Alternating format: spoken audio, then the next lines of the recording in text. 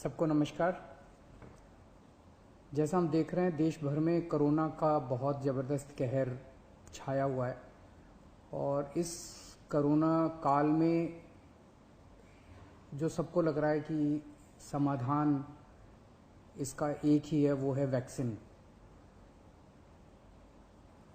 दिल्ली सरकार ने निर्णय लिया है कि 18 साल से ऊपर की उम्र के लोगों को फ्री वैक्सीन दी जाएगी। हम कोशिश करेंगे कि इसको जल्द से जल्द और बड़े स्तर के ऊपर कैसे लोगों को वैक्सीन किया जाए, इसका पूरा प्लान तैयार किया जा रहा है। आज सुबह हम लोगों ने दिल्ली में 1,34,00,000 वैक्सीन खरीदने की मंजूरी दी है। हम कोशिश करेंगे कि ये जल्द से जल्द वैक्सीन खरीदी जाए और लोगों को लगाई जाए।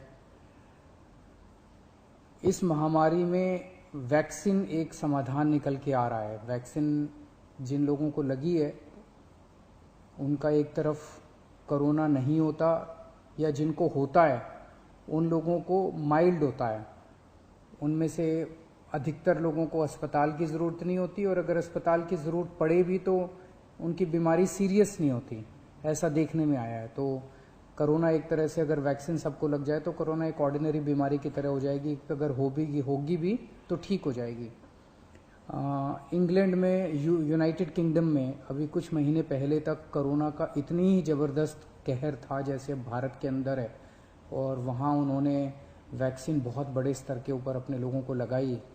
तो कोरोना के अंदर उस लहर के कम होने का, ख़त्म होने का एक बहुत बड़ा कारण एक्सपर्ट्स वैक्सीन को मानते हैं कि जिस इंटेंसिटी के साथ, एग्रेसिवनेस के साथ कोरोना वैक्सीन लगाई गई इंग्लैंड में, उसका कोरोना की लहर को ख़त्म करने में बड़ा योगदान रहा। वैक्सीन के एक निर्माता ने कहा है कि वो राज्य सरकारों को 400 रुपये में देंगे, दूसरे निर्माता ने कहा है कि वो राज्य सरकारों को 600 रुपये में देंगे, और केंद्र सरकार को दोनों 150 रुपये में देंगे। मेरी उम्मीद है कि इसको एक ही प्राइस होना चाहिए, अलग अलग प्राइस नहीं होने चाहिए। उनमें से एक निर्माता का मैं इंटरव्यू देख रहा था जो कह रहा था कि 150 रुपये में जब वो केंद्र सरकार को दे रहे हैं तो उसमें भी उनको फ़ायदा हो रहा है। तो अगर 150 रुपये में भी उनको फ़ायदा है, उसमें नुकसान नहीं है, तो 400 रुपये में और 600 रुपये में तो बहुत ज़्यादा फ़ायदा है। ये समय ऐसा है जो कि इंसानियत को मदद करने का समय है। ये समय ऐसा है जो प्रॉफिट कमाने का समय नहीं है। देश भर के अंदर केंद्र सरकार ने कई दवाइयों के प्राइसेस के ऊपर कैप लगाए। अलग अलग राज्य सरकारों ने हॉस्पिटल्स के प्राइसेस के ऊपर कैप लगाए कि अस्पताल जो हैं इससे ज़्यादा नहीं ले सकते दाम, इस चीज़ के इतने लेंगे, इस चीज़ के इतने लेंगे। ऐसे समय में जब सारा देश मिलके कोरोना की लड़ाई लड़ रहा है, मैं समझता हूँ एक तरफ मैं वैक्सीन मैन्युफैक्चरर्स से अपील करता हूँ कि एक तरफ वो खुद भी इस प्राइस को खुद ब खुद 150 रुपये पे ले आएंगे। पूरी ज़िंदगी पड़ी है प्रॉफिट कमाने के लिए। ये टाइम, कोरोना जब महामारी इतने बड़े स्तर पे फैली हुई है, लोगों से ये प्रॉफिट कमाने का टाइम नहीं है। मैं केंद्र सरकार से भी अपील करता हूँ कि अगर ज़रूरत पड़े तो इसकी भी कैपिंग की जाए और इस प्राइस को कम किया जाए। एक बात कि 18 साल से ऊपर की उम्र पे अभी लगाया जा रहा है, लेकिन इस महामारी के दौरान हमने देखा कि हमारे 18 साल से कम उम्र के जवान और बच्चे भी इसमें बहुत ज़्यादा संक्रमित हो रहे हैं। उनमें से कुछ लोगों की मौत भी हुई है।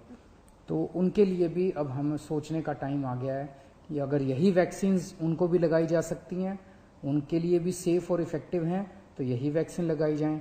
और अगर ये वैक्सीन्स उनको नहीं लगाई जा सकती, दूसरी वैक्सीन्स की ज़रूरत है, तो मैं उम्मीद करता हूँ कि जल्द दूसरी वैक्सीन्स भी ईजाद होंगी जो बच्चों को भी लगाई जा सकें, उनको भी सेफ़ हो और इफ़ेक्टिव हो।